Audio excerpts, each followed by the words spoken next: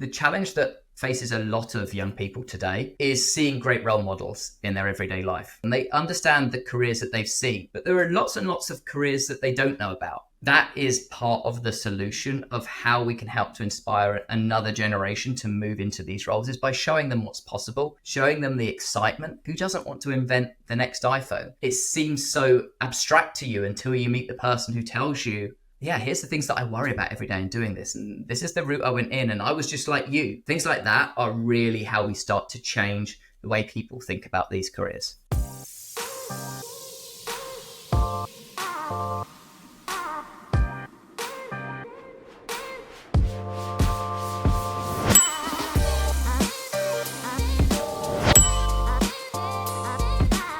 It depends what time of day. If it's in the morning, I'm going to have a latte. That to get me going. But then in the afternoon, it's going to be a macchiato. So I kind of switch between them during the day.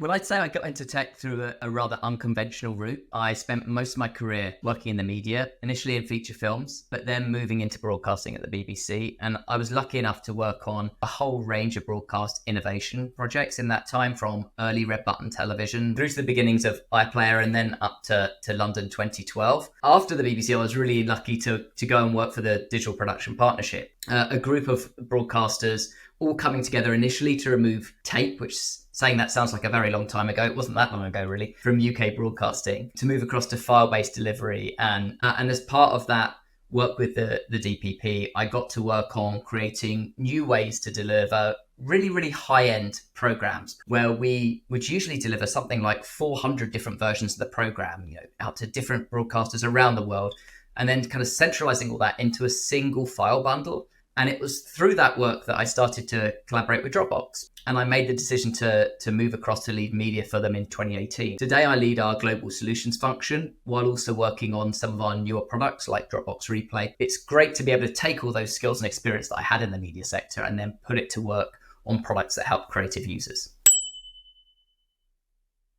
Firstly, it was a very long time ago. When people ask me about that, it makes me feel very old. But I think for me personally, what people always think about is little plasticine. Everyone that has this expectation, it's little plasticine characters. It's not. They're incredibly detailed. They have little skeletons inside them. They are amazing. What people don't think about is what the stages are like that you film it on, because you're running lots of concurrent stages at the same time. So some sets could be really, really small, like the top of your dining room table at home might be, or your desk that you work on. Whereas some sets where they need like this big cinematic approach and there's a lot going on could be actually really, really big. The size of a large room or 2 or 3 rooms altogether, traditional kind of studio size. People often don't think about the amount of detail that you need to convey in a film like that, particularly in Aardman films, because they're just so packed full of love and emotion and jeopardy, and there's just so much amazing attention to detail into the different little bits of the face that's what's I think for me really exciting.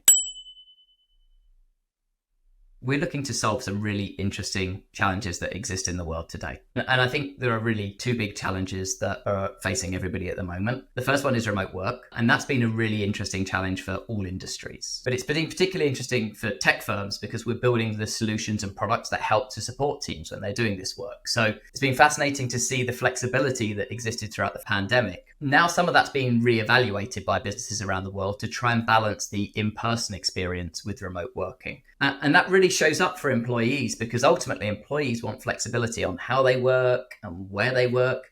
But obviously that's not possible everywhere. As companies put in place return to work mandates or return to office mandates, it's clear that talent, those really amazing employees are going to be looking for roles that support their needs of flexibility. So at Dropbox, we've taken a couple of different approaches to this. The first one is that we looked at how we work as a company. So we believe that if we're going to design tools that are going to support workers for this future of remote work, we've kind of got to do that ourselves. So we've adopted this approach that we call virtual first. And that means that our main place of work is remote. So we've put in place technology and working practices to ensure that there's a real level playing field for everybody. And these are things like having core collaboration hours, where we put blocks in our calendar every single day. And that's where we're going to be working with others in our company or working with our customers. And that's time about working together.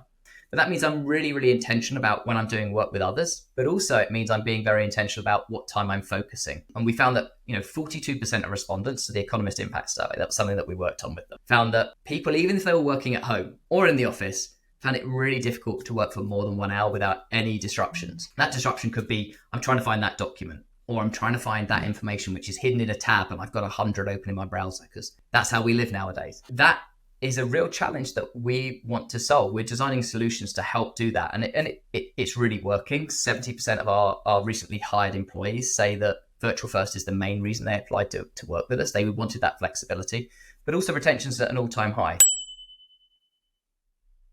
We've been working with them on really simple ways to help them to collaborate more effectively as a group, but also we'll be looking at the very key things like fan engagement. The big thing about Formula One is we all tune in and watch it at the weekend. And for teams like McLaren, that excitement about Formula One doesn't just end when the checkered flag's waved or the podium is celebrated. It's all about how do you keep that engagement going. So we've been working on tools and workflows with McLaren to really help them to look at how they can get to sign off faster, get those social media posts up faster, how they can sign off internally around that, how they can work with their freelance and contractors that they use to receive all those really rich images in quickly. So we've been looking at lots and lots of different ways that we can help to optimize how they work day to day.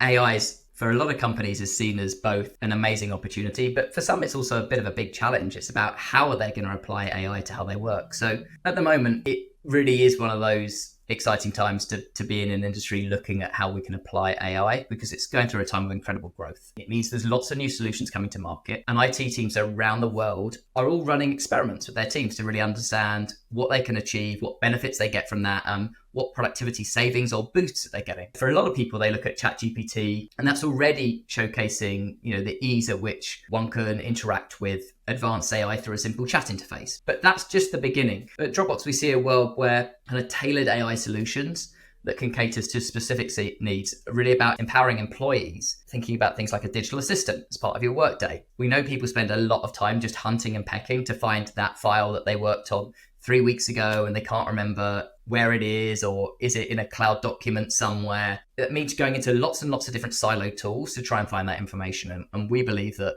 actually by having a universal search across all of that, that's personalized to you, it's not trained on the internet, it's trained on your documents, and it's trained on the way you work and your company works. We think that's a really, really important development.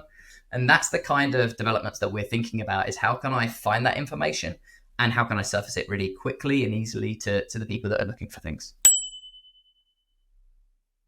I could talk on this for quite a long time. Firstly, the work that Team Tech do is phenomenal. We work with thousands of schools and tens of thousands of pupils around the UK every year to help really inspire them about careers in technology, science, engineering, and maths. And the challenge that faces a lot of young people today is seeing great role models in their everyday life. Because one of the challenges is that we constantly face is that young people often look at their parents, their peers, and folks around them they see every day in school or at the doctors or at hospital, or they visit a police station and they get a tour of that when they're at primary school, and they understand the careers that they've seen. But there are lots and lots of careers that they don't know about that might be amazing, might capture their imagination, but they don't know about, and it's kind of not their view of the world. And the work that we do at Team Tech is all about highlighting those opportunities. We have a huge number of companies that very kindly support us, come together to show those opportunities to young people, to take them through activities, to inspire them about what's possible. That is part of the solution of how we can help to inspire another generation to move into these roles, is by showing them what's possible, showing them the excitement. Who doesn't want to invent the next iPhone? But it seems so abstract to you until you meet the person who tells you, yeah, here's the things that I worry about every day in doing this. And this is the route I went in. And I was just like you. I didn't know what I wanted to do. And here's how I got into it. And I think things like that are really how we start to change the way people think about these careers. I did think about this, and I was going to say I'm a big fan of the folding mobile phone. It makes everything easy to read. If you like binge watching things, the big screen's pretty fantastic. But the actual piece of tech that I really like is this. It's a remarkable tablet. So it's an e-ink tablet like this, and it comes with a pen, and it allows you to take handwritten notes. The handwriting recognition is amazing. I'm a huge fan of handwritten notes, but it will then digitize it for you. So it kind of solves that gap that you have between having a pile of notebooks, which I historically did, and then you kind of dragging around different notebooks for different projects, to having them all in one hand, which makes it really easy to travel as well. So I'm spending a lot of time digitizing notes, and this is a real game changer.